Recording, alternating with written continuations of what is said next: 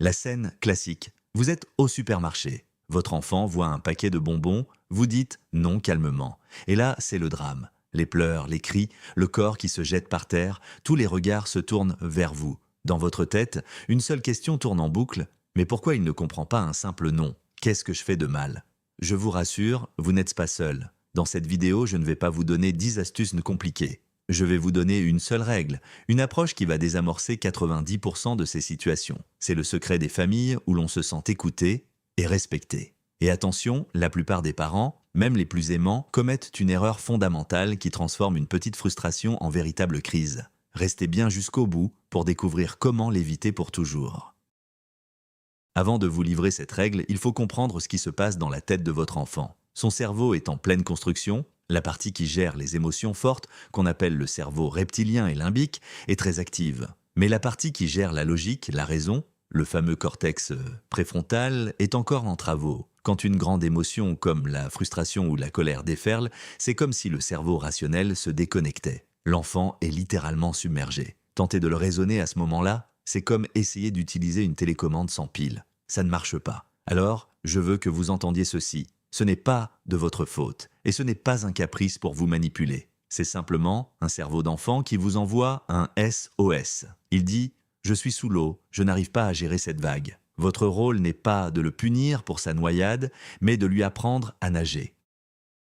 Voici donc la règle d'or, le secret qui change tout. Connectez avant de corriger, répétez-le avec moi, d'abord la connexion, ensuite la correction. Quand votre enfant est en crise, son besoin primaire n'est pas d'entendre une leçon de morale, mais de se sentir en sécurité et compris. La connexion émotionnelle est la seule chose qui peut calmer son cerveau en alerte. C'est elle qui va permettre au cortex préfrontal, le cerveau de la logique, de se rebrancher. Ignorer cette étape, c'est jeter de l'huile sur le feu. Au lieu de dire immédiatement « arrête de pleurer, je t'ai dit non », la première chose à faire est de vous mettre physiquement à son niveau, de le regarder avec douceur et de créer un pont entre vous et lui. Votre première phrase doit montrer que vous avez reçu son message de détresse. Par exemple, au supermarché, vous pourriez dire d'une voix très calme « Je vois que tu es très très triste ». Tu voulais tellement ce bonbon et c'est dur d'entendre non. Le deuxième point crucial est de bien faire la différence entre valider une émotion et accepter un comportement. Beaucoup de parents ont peur. Ils se disent « si je lui dis que je comprends sa colère, il va croire qu'il a le droit de taper ou de jeter des objets ». C'est une erreur de penser cela. Valider l'émotion, c'est simplement lui dire « tu as le droit de ressentir ce que tu ressens. Ta colère est légitime ». Cela ne veut absolument pas dire que le comportement qui en découle est acceptable. En fait, c'est tout le contraire. En reconnaissant l'émotion, vous aidez votre enfant à la comprendre et, à terme, à mieux la gérer. La connexion se fait sur l'émotion. La correction se fait sur le comportement. Imaginez que votre enfant frappe son frère. Au lieu de crier « on ne tape pas, va dans ta chambre », essayez « je vois que tu es furieux parce qu'il a pris ton jouet. C'est normal d'être en colère ». Par contre, la règle de la maison est claire, on ne se tape pas. Viens, on va trouver une autre façon de dire ta colère. Pour appliquer cette connexion, je vous donne une phrase magique, une formule simple qui ouvre toutes les portes. Je vois que cette phrase est puissante car elle est descriptive et non accusatrice. Elle montre à votre enfant que vous le voyez vraiment. Pas seulement son comportement de surface, mais ce qui se passe à l'intérieur de lui.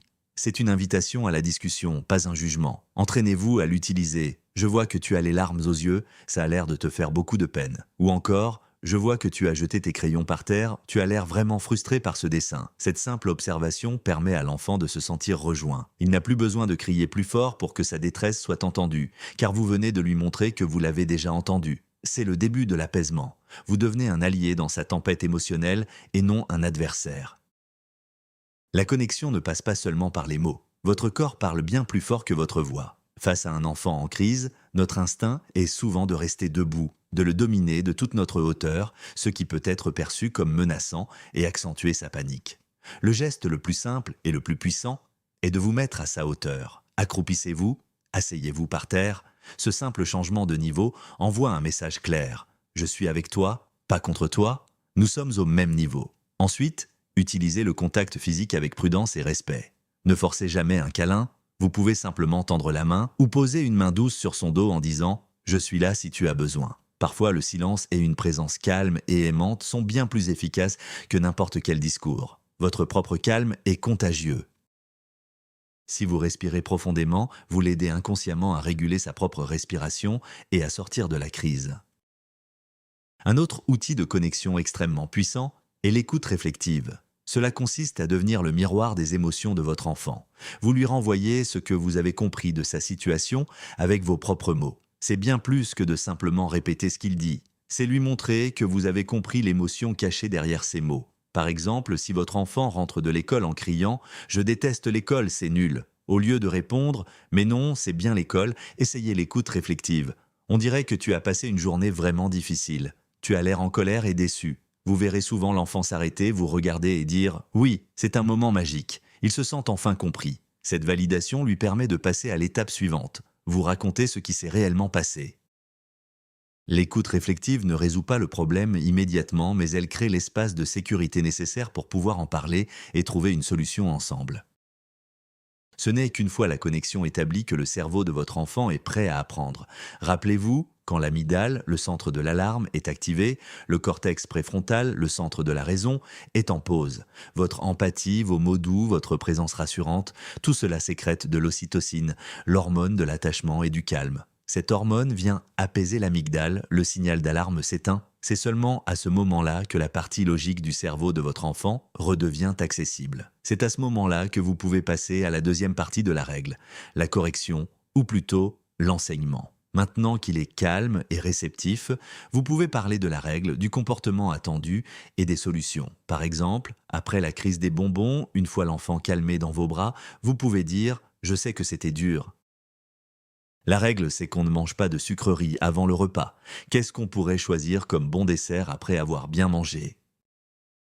La connexion ne signifie pas l'absence de limites. Au contraire, les limites sont essentielles à la sécurité de l'enfant. La différence, c'est la manière de les poser. Une limite posée avec colère et distance est perçue comme une punition. Une limite posée avec fermeté et bienveillance après un temps de connexion est perçue comme un cadre sécurisant. La règle reste la même, mais votre attitude change tout. Vous n'êtes plus l'adversaire, mais le guide. Le ton de votre voix est capital. Il doit être calme et ferme sans être menaçant. Par exemple, pour l'heure du coucher, je vois que tu t'amuses beaucoup et que tu n'as pas du tout envie d'aller au lit. C'est frustrant d'arrêter de jouer. Et il est l'heure de dormir maintenant. La règle, c'est le coucher à 20h, je reste avec toi le temps de lire une histoire. Vous validez son émotion de frustration et vous maintenez le cadre avec une présence aimante. Il n'y a pas de négociation sur la règle, mais il y a un accompagnement de l'émotion. Pour faciliter l'acceptation de la limite, donnez à votre enfant un sentiment de contrôle en lui offrant des choix. Attention, il ne s'agit pas de lui demander son avis sur la règle, mais de lui donner du pouvoir à l'intérieur du cadre que vous avez fixé. Les choix doivent être limités, généralement 2, et les 2 options doivent être acceptables pour vous. Cela aide l'enfant à coopérer car il se sent acteur de la situation et non plus simple victime d'une règle imposée. Prenons l'exemple de l'habillage le matin, une source fréquente de conflits. Au lieu de dire « dépêche-toi, mets ton pull », essayez « c'est l'heure de s'habiller ». Aujourd'hui, tu préfères mettre le pull bleu avec les étoiles ou le pull rouge avec la voiture. C'est toi le champion du choix. La question n'est plus « est-ce que je m'habille ?», mais « comment est-ce que je m'habille ?» Vous redirigez son besoin d'opposition vers une décision constructive. Une autre technique puissante, une fois la connexion établie, est de transformer vos non en oui. Notre cerveau, et particulièrement celui d'un enfant, a du mal à traiter la négation. Quand vous dites « ne cours pas », il entend surtout « cours ». De plus, une succession de non est épuisante et décourageante. Essayez de formuler vos demandes de manière positive. Au lieu de dire ce qui est interdit, dites ce qui est permis. Cela change complètement la dynamique. Au lieu de « non, ne saute pas sur le canapé », dites « le canapé est fait pour s'asseoir tranquillement. Si tu as besoin de sauter, le sol est ton meilleur ami. Montre-moi tes plus beaux sauts de grenouille sur le tapis. » Vous ne dites pas non à son besoin d'énergie et de mouvement, vous le redirigez simplement vers un endroit plus approprié. C'est plus respectueux, plus clair et infiniment plus efficace pour obtenir sa coopération sans passer par une lutte de pouvoir. Enfin, le 10e point est peut-être le plus important. Apprenez à réparer la relation après la tempête. Personne n'est parfait. Il y aura des jours où vous serez fatigué, où vous crierez, où vous ne parviendrez pas à appliquer la règle de la connexion. C'est normal, vous êtes humain. L'important n'est pas de ne jamais faire d'erreurs, mais de savoir comment les réparer. Une fois que tout le monde est calmé, revenez vers votre enfant. Mettez-vous à sa hauteur et excusez-vous. Tout à l'heure, j'ai crié très fort. Je n'aurais pas dû. J'étais vraiment énervé et fatigué et je suis désolé de t'avoir fait peur. Je t'aime très fort, tu sais. En faisant cela, vous lui apprenez des leçons fondamentales. L'humilité, le droit à l'erreur et surtout que l'amour est plus fort que la colère. Vous lui montrez que votre relation est la chose la plus précieuse et qu'elle mérite toujours d'être réparée. C'est le plus beau cadeau que vous puissiez lui faire. Pour résumer, ce grand secret des familles heureuses tient en une seule règle. Connecter avant de corriger. D'abord, on voit l'enfant, on accueille son émotion sans jugement. On lui montre qu'on est là, avec lui dans sa tempête. Et seulement après, quand le calme revient, on pose la limite, on enseigne, on guide. Rappelez-vous, vous n'avez pas besoin d'être des parents parfaits. Personne ne l'est. Soyez simplement des parents présents. Chaque crise, chaque larme, chaque porte qui claque est une occasion de vous connecter plus profondément à votre enfant. Vous êtes de bons parents. Vous faites de votre mieux et c'est déjà énorme. Si cette approche vous parle, si elle résonne en vous, alors laissez un pouce bleu pour soutenir notre travail et surtout, abonnez-vous pour ne manquer aucune de nos prochaines vidéos. Et maintenant, j'ai une question pour vous. Quelle est la situation la plus difficile que vous rencontrez en ce moment avec votre enfant? Racontez-nous dans les commentaires. Nous lisons absolument tout et votre expérience peut aider d'autres parents.